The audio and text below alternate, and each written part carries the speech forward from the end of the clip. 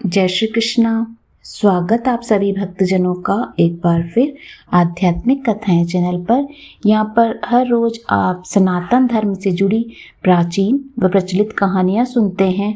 आज आप सुनेंगे माघ पूर्णिमा स्नान की तिथि, पूजा विधि व महत्व। इस वर्ष 2024 में 24 फरवरी शनिवार के दिन माघी पूर्णिमा मनाई जाएगी।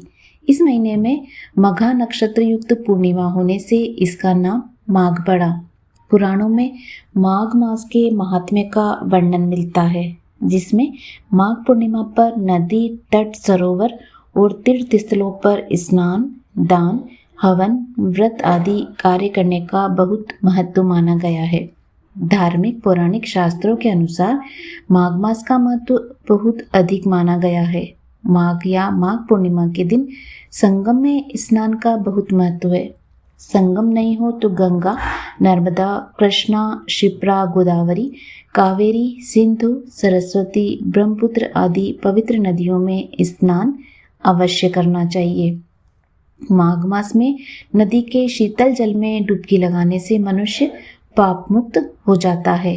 इसलिए कहा गया है कि माघ मास में 3 बार प्रयाग में स्नान करने से जो फल मिलता है वह फल पृथ्वी में 10,000 अश्वमेघ यज्ञ करने से भी प्राप्त नहीं होता। पद्म पुराण में माघ मास के महात्म्य का वर्णन करते हुए यहाँ तक कहा गया है कि पूजा करने से भी भगवान श्री हरि को उतनी प्रसन्नता नहीं होती जितनी कि माघ महीने में स्नान मात्र से होती है। इसलिए सभी पापों से मुक्ति और भगवान वासुदेव की प्रीति प्राप्त करने के लिए हर मनुष्य को माघ स्नान अवश्य करना चाहिए।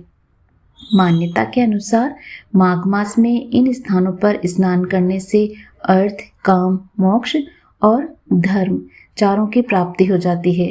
उक्त स्थान पर स्नान करने से मनुष्य कभी भी अकाल मृत्यु नहीं मरता।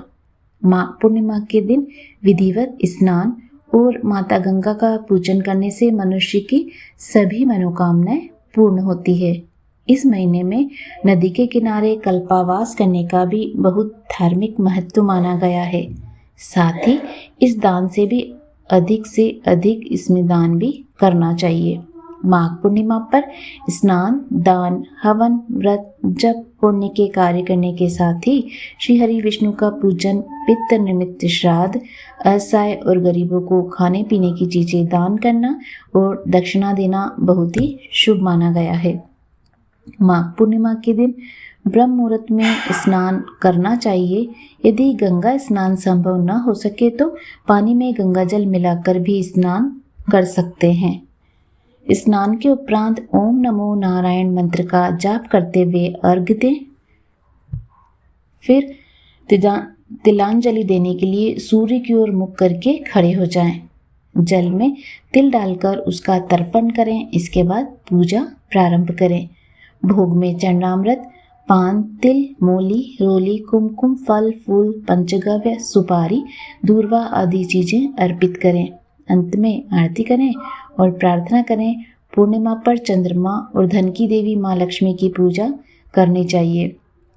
कहते हैं माघ माह में देवता पृथ्वी पर आते हैं, इसलिए स्नान दान का विशेष महत्व है।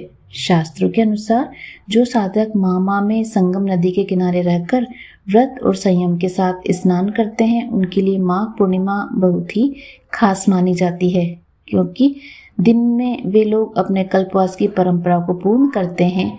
इस दिन प्रयागराज में गंगा स्नान करना तो बहुत ही शुभ माना गया है। इससे व्यक्ति की समस्त मनोकामनाएं पूर्ण होती है और वह मोक्ष को प्राप्त करता है। माघ पूर्णिमा पर चंद्रमा और धन की देवी माँ लक्ष्मी की पूजा का भी विधान है। इस दिन माँ लक्ष्मी की पूजा करने से सुख समृद्धि प्राप्त होती है।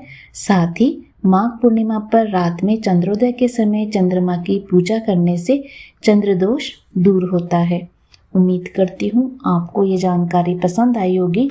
आप अंत तक इस जानकारी में बने रहे, उसके लिए मैं आप सभी का हृदय से धन्यवाद करती हूँ। भगवान श्री हरि विष्णु सत्यनारायण भगवान की कृपा सदैव आपके परिवार पर बनी रहे। जय सत्यनारायण भगवान की।